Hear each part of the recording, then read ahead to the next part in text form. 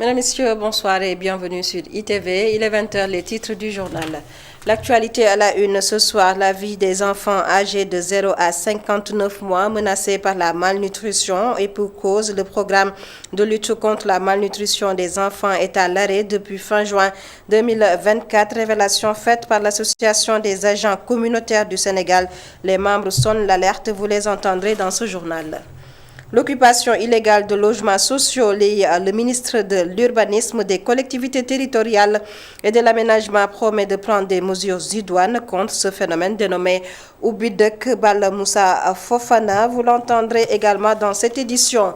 Et enfin, d'édition à retrouver la rubrique Culture. On parle ce soir de la grande nuit du conte célébrée aujourd'hui, une initiative de la maison de l'oralité Kerleiti. Et en prélude, les organisateurs ont tenu une conférence de presse, c'était hier. La rubrique Culture est signée Momodou Dian. Voilà pour les titres, le développement, c'est juste après ceci.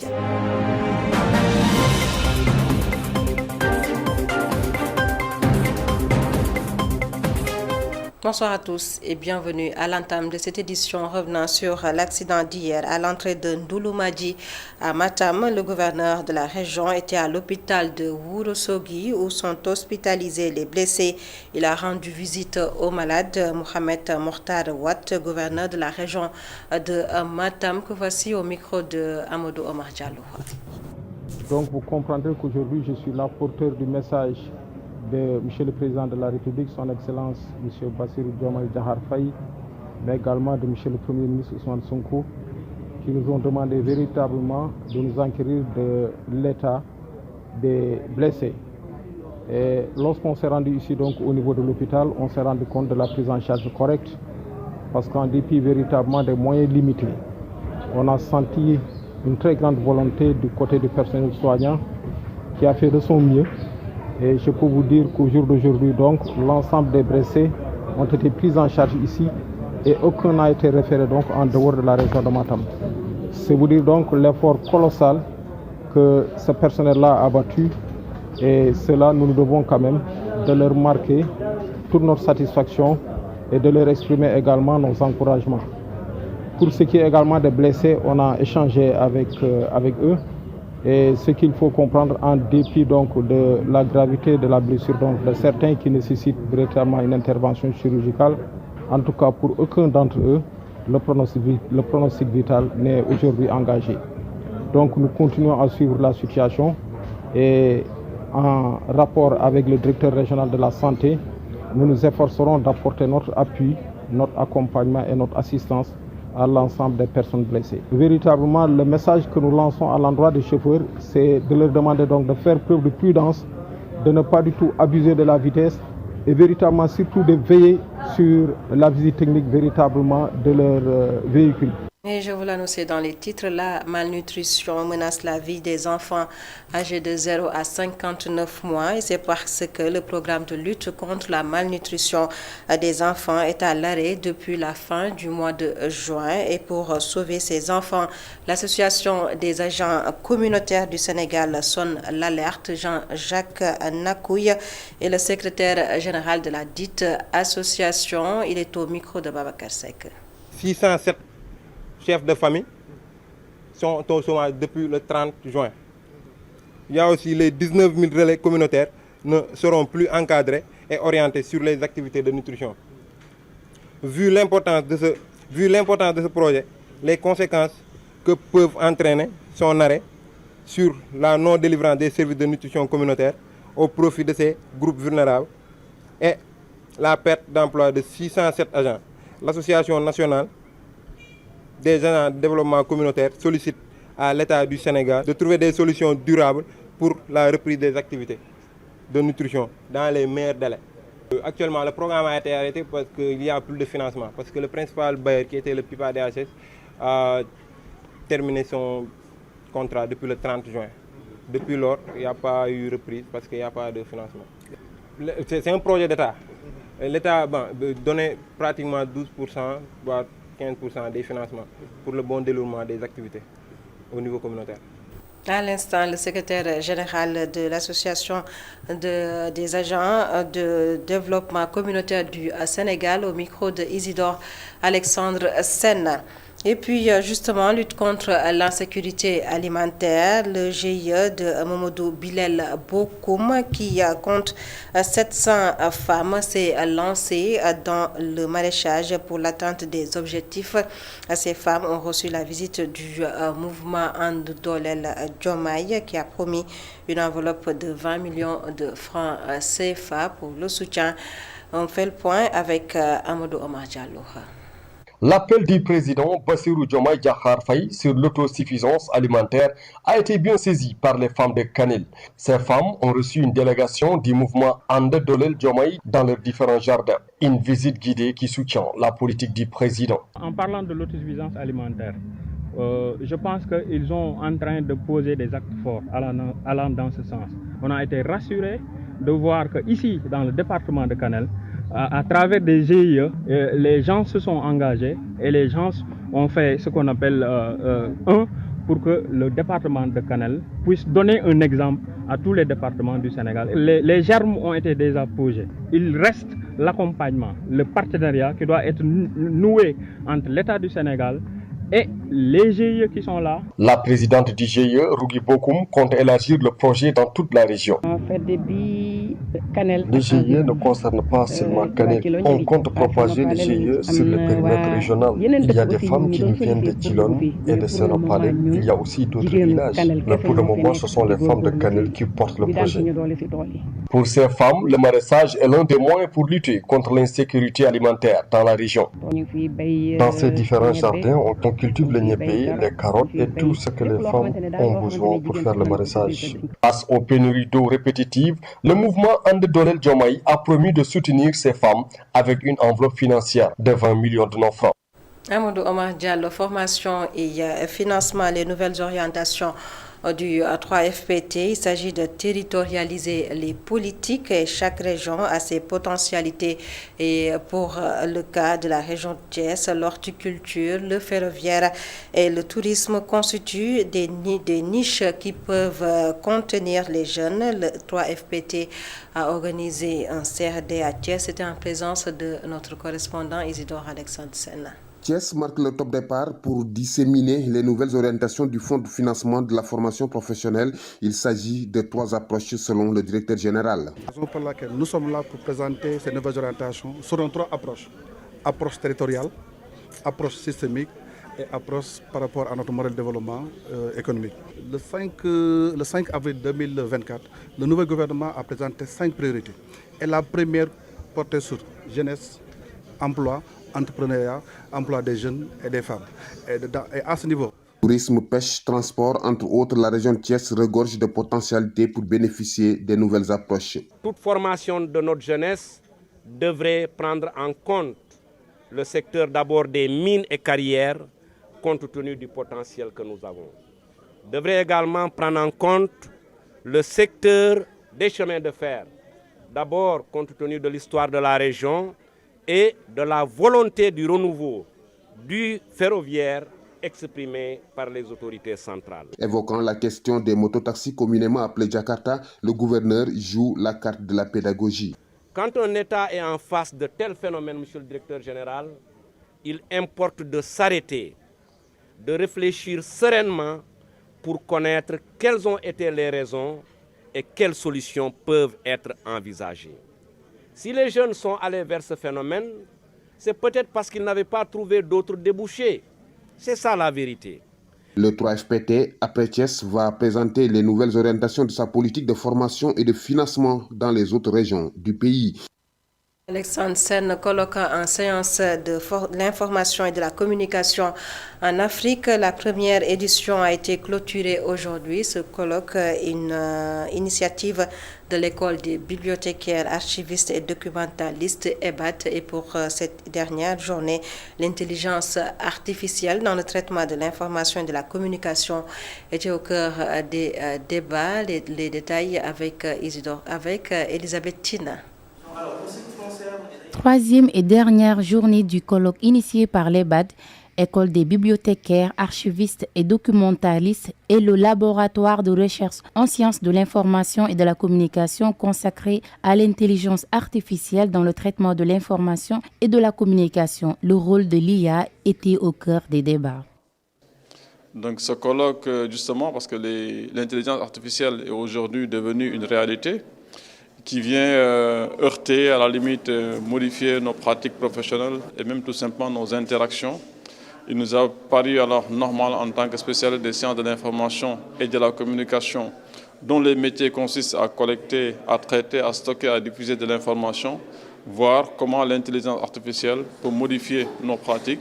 Et nous, en tant qu'École des sciences de l'information, voir également comment revoir et adapter nos pratiques professionnelles et pédagogiques à cette nouvelle réalité de l'intelligence artificielle. Paresse cognitive, rupture de confiance entre lecteurs et journalistes, c'est la crainte qui anime certains journalistes avec l'utilisation des outils de l'intelligence artificielle.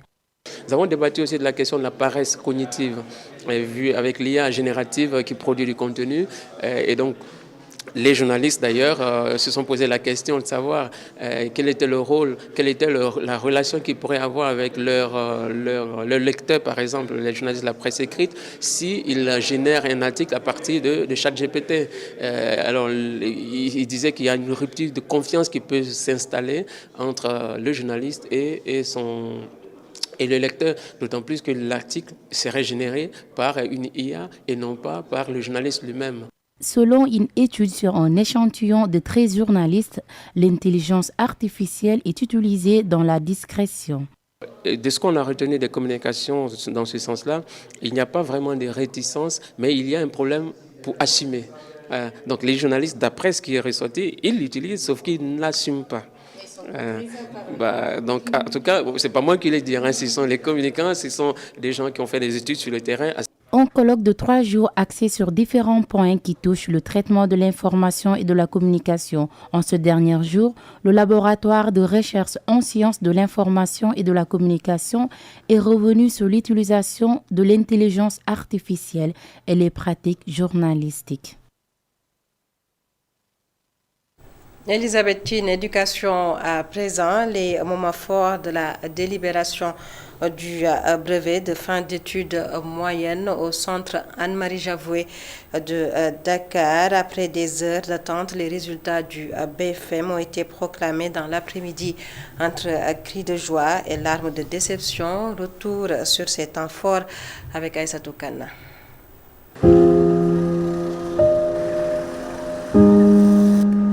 Une atmosphère électrique règne dans la cour du centre d'examen Anne-Marie Javoué. Après des heures d'attente, les jeunes élèves, impatients et anxieux, se rassemblent après l'appel du président du jury. Le moment tant attendu est enfin arrivé, l'annonce des résultats du BFM. Le président du jury, un dossier à la main, commence à égrener les noms des lauréats par ordre de mérite. Sur les visages tendus des élèves, on lit l'angoisse et l'espoir. Chacun lève la tête, le cœur battant, l'émotion est palpable. Les murs se taisent, remplacés par le silence de l'attente. Soudain, un cri de joie retentit. Yahya Aïdara, admis d'office, exulte après des mois de travail acharné. Les résultats étaient excellents, vraiment. C'est que du mérite, quoi. On a travaillé 10 longs mois, quoi. Vraiment, on a mérité ces résultats-là. Son sourire contraste avec les larmes de déception de certains de ses camarades. L'attente en valait le coup. Bon, suspense là, tu vois, et c'est important aussi le suspense et que après, vous le proclamer, nous voir le tour, tu sauras apprécier ton travail, ce que tu as fourni. Adia Ndogoy Mboup, elle aussi, a décroché son brevet. Heureuse, ses pensées vont immédiatement vers ceux qui n'ont pas eu la même chance. Parce que c'est vraiment pas facile. Quand tu travailles à l'école pendant 10 mois, acharnement, tu viens à l'examen, tu travailles encore plus dur et tu n'as pas tout l'examen. Vraiment, c'est pas facile. C'est pas facile à entendre, c'est pas facile à vivre aussi. Donc force à eux et courage. Ceux qui sont allés au second tour, je leur donne juste un conseil. Ñu gëna gorgorlu, gëna jang, comme ça ñu mën jall et def comme ñëpp dal. Bégé vacances yi. Le bilan du centre Anne-Marie Javot est plutôt satisfaisant. Sur 356 candidats, 300 sont admis d'office et 42 au second tour. Entre triomphes personnels et espoirs renouvelés, cette journée restera gravée dans les mémoires des élèves et de leurs familles. Mes parents, vous avez vu, j'ai mérité, j'ai travaillé dur pour l'avoir. Faut me récompenser. Merci. Aïssatou Kane, le ministre de l'Urbanisme, des collectivités territoriales et de l'aménagement des territoires, a effectué une visite de terrain sur les occupations du littoral de la zone Guédiawaye-Keur Massar. Moussa Balla Fofana s'est également prononcé sur le litige foncier concernant la bande des Filao. Le voici au micro de Mamadou Lamine Fati. J'ai échangé avec plusieurs groupements, plusieurs collectifs. J'ai écouté plusieurs maires avec qui j'ai eu à faire cette visite.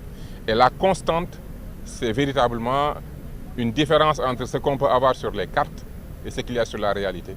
Et surtout un sentiment que les populations et surtout les représentants, les maires, n'ont pas été associés sur l'organisation de l'espace, sur les différentes fonctionnalités, sur comment cet espace doit être organisé, d'abord pour vivre. Vous savez que les conclusions, ce n'est pas à moi d'en parler. Ce qu'il faut comprendre, c'est l'esprit. L'esprit qui guide cette commission est dicté par son Excellence le Président de la République, M. Bassirou Diomaye Diakhar Faye, qui nous a demandé de corriger les imperfections, les comportements, les attitudes qu'on a constatées. C'est ça qui nous guide. Alors nous allons le faire de manière froide. Nous allons le faire en prenant en compte les préoccupations sur les questions de l'environnement. Nous allons le faire en prenant en compte les besoins des populations. Nous avons déjà, comme vous le savez, tiré nos premières conclusions. Bientôt, le Premier ministre Ousmane Sonko va le remettre au Président de la République et nous nous en tiendrons à cette. Lors de cette visite, Moussa Balla Fofana, le ministre de l'Urbanisme, des collectivités territoriales et de l'aménagement, s'est également prononcé sur l'occupation illégale de logements sociaux. Le phénomène oublie que des mesures idoines seront prises selon la tutelle. Moussa Balla Fofana, toujours au micro de Mamadou Lamine Fati. Je profite aussi de l'occasion pour lancer un message très clair. Depuis que j'ai pris fonction, avec l'analyse des dossiers, j'ai découvert le phénomène Oubidek. Dernièrement, nous avons eu à gérer encore ce phénomène. Et j'aimerais lancer un appel clair. On est dans un état de droit. Des Sénégalais des gens ne peuvent pas se lever, aller voir des biens d'autrui, des biens publics. Parce que quand on lance un programme de logement, mais ce programme appartient à un promoteur, un privé, qui investit ces fonds pour le compte de l'État et pour le compte des populations. Des gens sont derrière, ont pris des prêts au niveau des banques et sont prêts et attendent leur logement. Alors un autre Sénégalais ne peut pas se lever ailleurs, venir et ouvrir une porte et dire que de Faydek. Ce n'est plus du Oubidek, c'est du Dadjidek. Et ça, on ne va pas l'accepter dans ce pays. Et ça, il faut que les choses soient très claires. Tous ceux qui ont fait l'objet à un moment donné ou à un autre d'expropriation, on va trouver des voies de régularisation parce que nous sommes là pour trouver des solutions à tout le monde. Mais nul n'a le droit de se faire justice. Nul n'a le droit de se servir sur quelque chose qui appartient à autrui. Donc je lance un message très clair et sur ça nous serons intransigeants. Tous les phénomènes qu'on verra sur les questions de Oubidek, nous prendrons les mesures et sur ça, on ne va même pas faire de communiqué ni quoi que ce soit.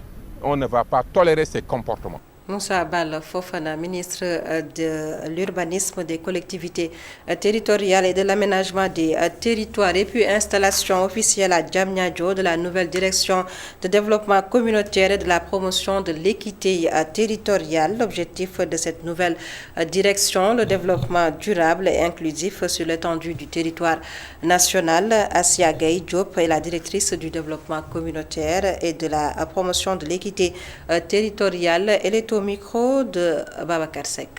Assumer la fonction de directeur général du développement communautaire et de la promotion de l'équité territoriale signifie se consacrer au service de la population de notre cher pays, le Sénégal, que j'aime tant. Je suis pleinement consciente de la responsabilité confiée par Madame le ministre de la Famille et des Solidarités, Maïmouna Dièye, et des défis considérables à relever. À ce propos, je sollicite le soutien, l'engagement et le sens de la responsabilité des hommes et des femmes de la Direction générale du développement communautaire et de la promotion de l'équité, ainsi qu'à toutes les autres directions qui sont au sein de cette direction générale. Vous serez les acteurs de notre succès et de nos réussites pour un développement durable et inclusif. Notre objectif, c'est de ne laisser point personne au Sénégal dans une situation, en tout cas, très vulnérable ou dans une situation extrême. Nous aurons du succès en concrétisant la vision de son Excellence, M. Bassirou Diomaye Diakhar Faye, qui vise à impulser le développement au niveau des communautés, à promouvoir l'équité de nos terroirs. Nous réussirons en mettant en œuvre les directives de Madame le ministre Maïmouna Dièye pour atteindre les objectifs fixés par le chef du gouvernement, le Premier ministre Ousmane Sonko. Et en plus bref, les Jeux Olympiques de Paris 2024 sont officiellement lancés ce vendredi 26 juillet 2024 pour la première fois dans l'histoire des Jeux Olympiques. Celle-ci se déroule en dehors d'un stade pour un spectacle qui s'annonce hors norme et va rassembler pas moins de 94 embarcations pour transporter les 6800 athlètes des 205 délégations présentes les Jeux Olympiques Paris 2024. Nous y reviendrons plus en point dans nos prochaines éditions.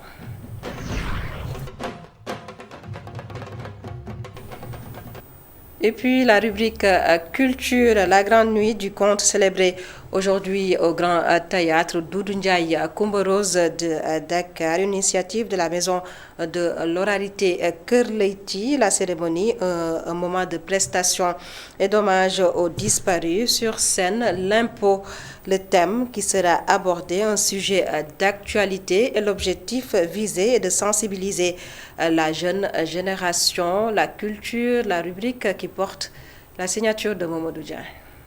Les anciens disent que c'est le poussin qui ne se détache pas de la mère poule qui a la chance d'avoir la queue du griot. Il s'agit ici de raconter des contes d'Afrique d'une manière moderne. Une soirée de performance oratoire selon l'initiateur de cette nuit, dédiée aux contes. L'innovation, c'est d'abord sur scène. Les conteurs et le public vont se mettre en cercle. Une scénographie circulaire. Nous savons tous que quand on est assis spontanément, on se met en cercle. Pour discuter devant la maison, on se met en cercle. Mais les théâtres que nous avons sont des théâtres à l'italienne. C'est un affrontement, un combat. C'est pourquoi nous n'avons pas mis le spectacle dans la salle. Nous avons mis le spectacle, nous l'avons détourné sur l'esplanade. Et pourquoi sur l'esplanade? Parce que c'est sur cette esplanade-là que les plus grands musiciens amènent leurs fans pour montrer leur meilleur spectacle. Le conte est le spectacle le plus total. C'est pourquoi le conte doit avoir la dignité de ce lieu-là. Et c'est pourquoi nous avons choisi ce lieu. Tu vas rencontrer le patrimoine. Tu ne restes pas à Kër Leyti. Lui, il est allé jusqu'à Koki. Cette grande nuit du conte sera aussi un moment d'hommage aux disparus, les conteurs sénégalais qui ne sont plus de ce monde. Les morts seront présents ce soir-là. Et quand je vous dis que les morts seront présents, les morts seront présents. Et parmi les morts, vous verrez tous les grands conteurs qui sont partis dans l'anonymat. De Ibrahima Ndiaye Mami Khilalo à Djewo Gueye, de Djewo Gueye à Alignan, qui a eu le dernier grand répertoire. Tous sont morts dans le plus grand silence dans ce pays-là.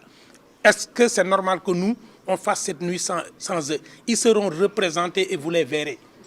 Et ceux dont on aura la possibilité d'avoir les voix, vous aurez les voix. Donc nous allons rendre hommage à toute cette génération-là. Et pour nous, c'est une façon de dire, on ne peut pas oublier. Parce que si on oublie, on fait ce que Birago avait dit, quand la mémoire va ramasser un fagot, du bois, elle ramène le fagot qui lui plaît. Oui, on rendra hommage aux hommes et aux femmes et on leur rendra hommage d'une façon très, très, très moderne. Ce ne sera pas une soirée de vieillerie, ce sera une soirée de ce que l'Afrique est. L'Afrique belle, debout, fière, pas l'Afrique qui tend la main, mais l'Afrique qui présente ses meilleurs enfants. Parce qu'il y a quelque chose de beau dans ce continent-là et c'est à nous de le montrer. Sur les planches, les conteurs vont aussi raconter l'impôt, une question qui tient le haut du pavé de l'actualité nationale. Tout le monde a peur dans ce pays. Tout le monde pense qu'on va prendre son argent avec les impôts. Et nous, on est des gens de la parole. Quand on a fait l'analyse, on s'est dit, la façon dont on parle des impôts est très violente au Sénégal. Alors qu'on explique aux gens comment être heureux et comment développer ce pays. On s'est dit donc, montons un atelier où on va parler de l'actualité pour les enfants. Un fiscaliste va venir leur expliquer c'est quoi la fiscalité, c'est quoi les impôts, c'est quoi les détournements, c'est quoi les biens illicites. Et nous allons monter des textes de slam et des textes de compte pour parler de cela, mais avec douceur et pédagogie. On n'a pas besoin d'être violent, mais les gens sont violents parce qu'ils ne savent pas parler. Et avec les ateliers de compte, on va pouvoir parler de tous les thèmes. On veut aussi montrer aux gens que les contes ne sont pas juste là pour raconter des choses passées. Les contes prennent toujours en compte l'actualité de la journée, font un spectacle et règlent des questions. Est-ce que vous pensez quand on fait Kumba Amday, Kumba Amounlay, quand on raconte l'histoire de cet enfant qui est battu, on ne parle pas de l'enfant talibé? Est-ce qu'on ne parle pas de l'enfant violenté à l'école? Ce n'est pas parce que le conte est ancien. Le conte n'est pas ancien, c'est le récit qui est ancien. Mais l'actualité du conte est toujours dans la modernité. Et quand vient l'heure de laver la sauce dans la marmite, on a toujours sollicité l'index. La Grande Nuit du Conte, une initiative de la Maison de l'Oralité Kër Leyti, une soirée pour la paix et l'unité africaine, selon les organisateurs. J'ai dit non, je ne ferai pas de Grande Nuit depuis 2019 jusqu'à ce que... La rubrique culture qui porte la signature de Mamadou Dian. Et c'est sur cette note que nous bouclons cette édition. Mesdames, Messieurs, merci de nous avoir suivis. Passez d'excellents moments en compagnie de nos programmes sur ITV.